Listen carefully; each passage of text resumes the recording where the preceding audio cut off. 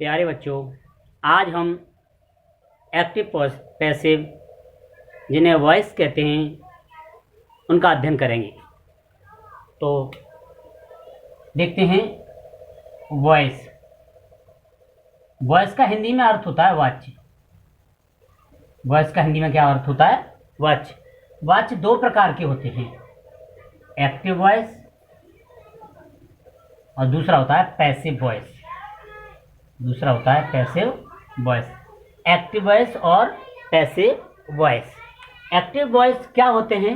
Active voice वह voice होते हैं, वह वाच्य होता है जिसमें कर्ता को प्रधानता दी जाती है, यानी पूरे कार्य को करने वाला एकमात्र कर्ता होता है और कर्ता को ही प्रधान दी जाती है, उसे हम एक्टिव वॉइस कहते हैं। एक्टिव वॉइस का यहाँ पर एक उदाहरण लेते हैं, समझने की कोशिश करेंगे कि एक्टिव वॉइस क्या होता है। देखो, ही प्ले क्रिकेट। यहां पर मैंने उदाहरण रखा, ही वह, प्लेज खेलता है, क्रिकेट खेल है, यहां पर क्रिकेट वह क्रिकेट खेलता है। तो आपने लिया यहां पर खेलने वाला कौन है, तो यहां पर सब्जेक्ट कौन है? वह। तो यहां पर वैल्यू किसका हो रहा है? क्योंकि वर्ब पर पूरा प्रभाव किसका है? सब्जेक्ट का।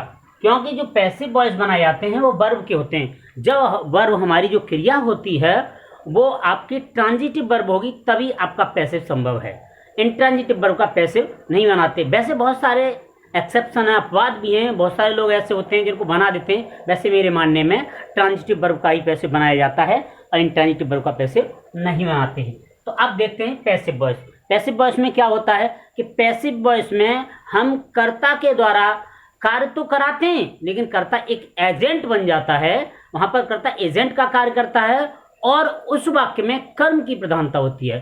जिस वाक्य में कर्म की प्रधानता होती है, कार्य हम किसी एजेंट के द्वारा कराते हैं, वो पैसिव वॉइस होता है। इसी आपको दे रहे हैं, ये लिखा हुआ आपका एक्टिव वॉइस में है, ये एक्टिव में लिखा हुआ है। इसका पैसिव बनाएंगे आप लोग। देखिए पैसिव कैसे बनेगा। पैसिव में आप सब्जेक्ट, वर्ब और ऑब्जेक्ट, ऑब्जेक्ट और सब्जेक्ट की जगह पर रखेंगे। क्रिकेट। टेंस देखिए क्या है, एस लगाओ, प्रेजेंट टेंस में सिंगुलर है, इज। प्ले का थर्ड फॉर्म होगा प्लेड, प्लेड।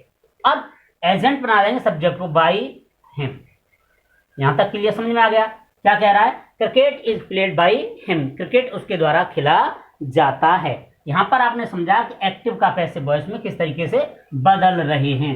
तो यहां आपने देखा कि कर्ता जिन वाक्यों में वैल्यू लिए होता है, यानी क्रिया पर जिन वाक्यों में कर्ता का पूरा प्रभाव होता है वो एक्टिव वॉइस होते हैं, और जिन वाक्यों में कर्ता का प्रभाव न होकर के वाक्य में कर्म का प्रभाव होता है वो पैसिव वॉइस होते हैं। तो अब यहाँ पर देख रहे हैं उनके तीन मेन नियम होते हैं पैसिव बनाने के। पहला नियम होता है सब्जेक्ट को हम किस में बदलते हैं? ऑब्जेक्ट में, यानी सब्जेक्ट को ऑब्जेक्ट में बदल देते हैं। ये नियम हमारा होता है।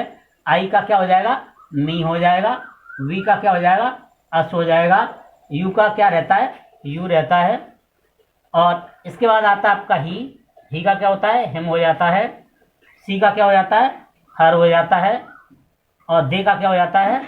देम हो जाता है। और इट का क्या हो जाता है? इट ही रहता है। इस तरीके सब्जेक्ट को ऑब्जेक्ट में बदल देते हैं। थर्ड पर्सन उसी फॉर्म में होता है, ठीक है।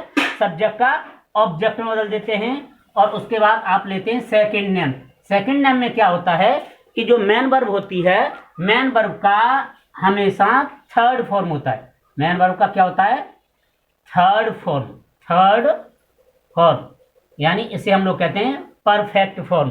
थर्ड फॉर्म यूज करेंगे मेन वर्ब का थर्ड फॉर्म। आपने देखा हुआ ऐसे इस तरीके से भी लिख देते हैं। और तीसरा जो नियम आपका क्या है कि जो कर्ता, जो सब्जेक्ट होता है उसे कर्म बनाते हैं, तो फिर हम बाई के बाद ऑब्जेक्ट को लिख देते हैं, बाई से ऑब्जेक्ट को जोड़ देते हैं। ऐसा हमारा ये कॉमन नियम है। तीन कॉमन नियम है, तीन। और इनके बाद हम आगे देखते हैं। कॉमन नियम के बाद अगर हमारे कुछ वाक्यों में जो वर्ब होती है वो अपने अकॉर्डिंग प्रीपोजिशन लेती है, तो उन वाक्यों में हम उन वाक्यों में और उसको नहीं लेते, बाई को नहीं लेते, तो उस जगह दूसरे प्रीपोजिशन लिए जा सकते हैं।